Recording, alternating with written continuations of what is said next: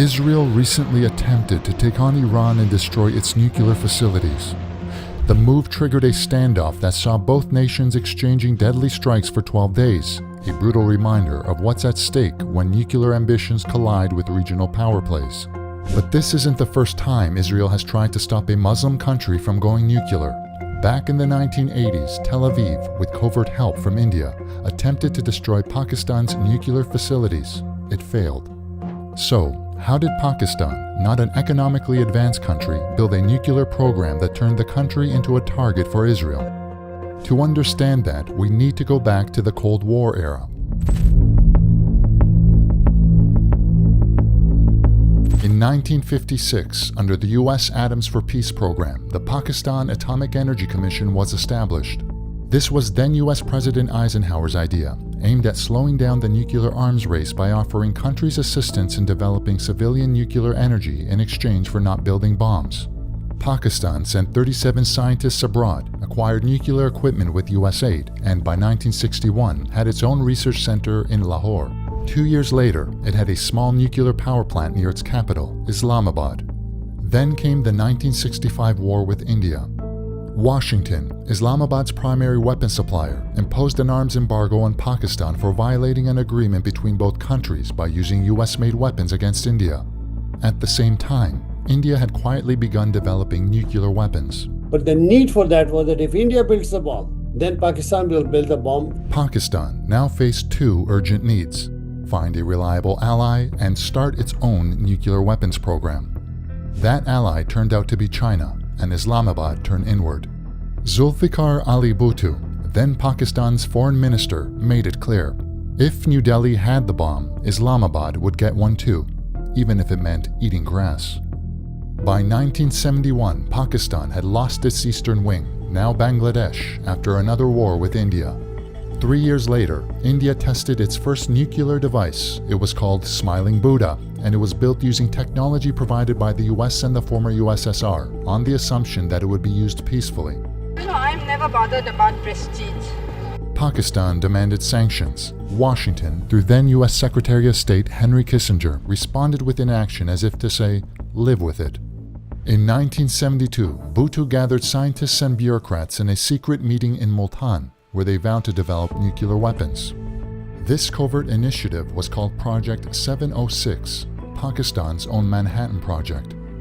There's a phenomenon called the never again when states and society go through a process. Never again are we going to face humiliation. And this is almost the history of almost all the countries in the nuclear age, the first nuclear age, I mean, Soviet Union said, we're not going to be humiliated by the Nazis the way they did. India was humiliated by China, so they said, never again we're going to be like that. So you can see that there is a chain reaction of every country feeling that if you humiliate, give you humiliation and sort of a sense of isolationism, and then there's a national pride associated.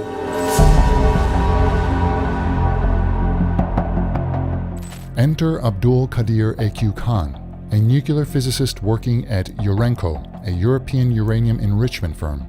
Khan offered his services to Bhutto in 1974. He returned from the Netherlands to Pakistan with stolen centrifuge designs and started a parallel uranium enrichment program in the country.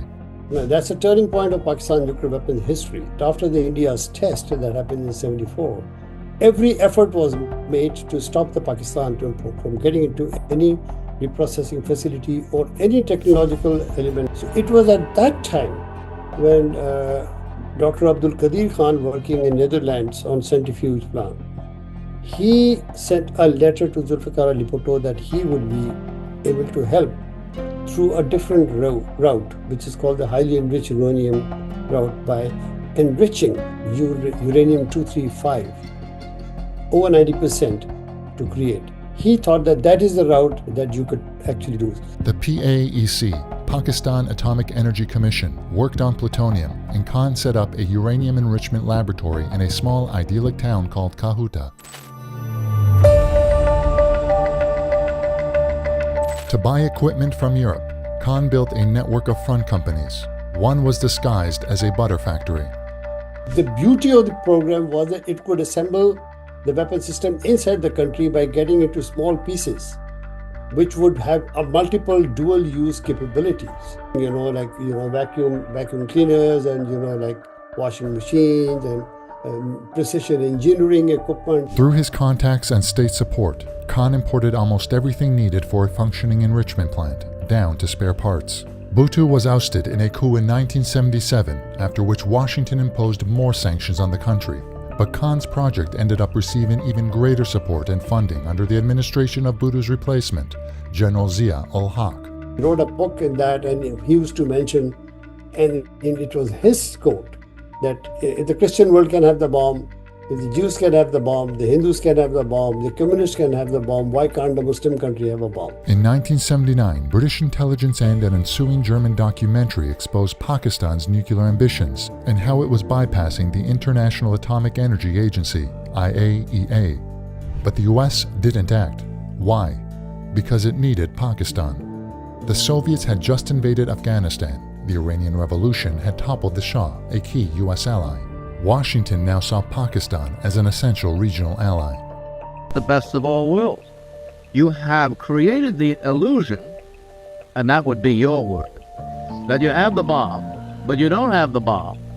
So you're still going to get the American aid, and you're still going to keep India off balance. I'm not indulging in self-praise, but Pakistan is an intelligent people. In 1979, the CIA learned that Israel was considering a military strike on Kahuta to prevent Pakistan from exploding a bomb. The plan did not materialize.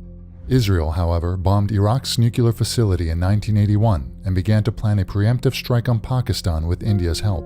Israel was always, wary of who is acquiring nuclear weapons capability. That was related to the Islamic summit that was happened in 1974, in which Israelis came to know that all Muslim countries at the time were supporting Pakistan nuclear program covertly. And the Israelis thinking was that if one country gets away under that second, this is going to be a bomb that's going to be eventually a threat to Israel. The US got very sort of involved into the process to dissuade India that this could be a dangerous contingency to do so. Zia continued to deny that Pakistan possessed any nuclear weapons.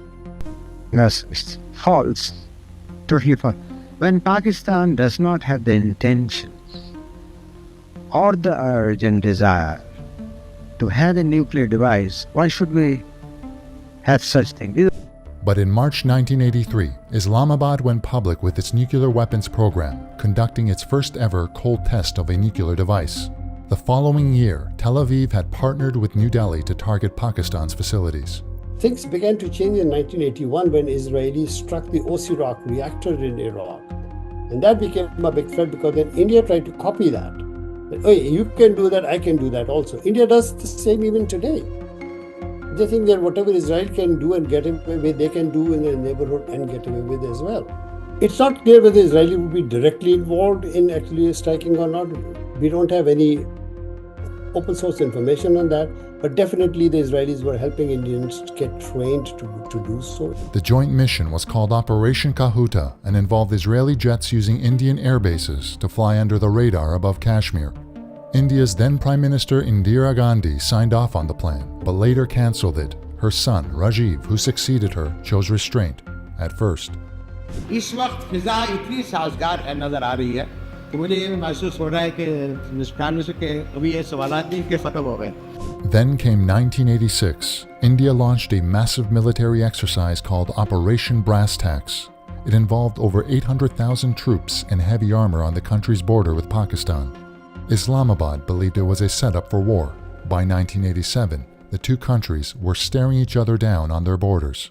A war would be triggered, a crisis would be triggered, and if the crisis turns into a sort of a kinetic action war, the same plan of Jaguars, etc., hugging the terrain, flying low to escape the radar, and strike Kahuta in anywhere between 3 to 5 minutes. In 1998, India conducted 5 more nuclear tests. Amidst reports of an Israeli airstrike on Pakistan's nuclear installations from Indian air bases, Islamabad responded with its own series of tests, establishing credible nuclear deterrence. It will change the constellation of power here, and it will pose a very grave danger to the peace of the world. But Pakistan's bomb came with some sanctions and controversies. In the early 2000s, A.Q. Khan was accused of selling nuclear secrets to Iran, North Korea, and Libya. Under U.S. pressure, Pakistan's then-President Musharraf placed the physicist under house arrest. Khan was forced to confess on national television. The investigation has established that many of the reported activities did occur, and that these were inevitably initiated at my behest. After Musharraf was deposed in 2007, all charges against A.Q. Khan were dismissed, and the physicist died in 2021. Were it not for nuclear deterrence, South Asia would have had so many wars, destructive wars by now. It clearly has prevented escalation of war, because that is the major factor. Regardless of how it happened, we have seen that no matter how much you try to coerce Pakistan, it will not coerce. It is maintaining its sovereignty primarily because it has the ultimate power behind that. And that allows the Pakistan military to give a befitting response because they know they have the ultimate weapon in their back pocket. So they're giving a response back. India cannot treat Pakistan like Lebanon, like Israel treats its neighbors.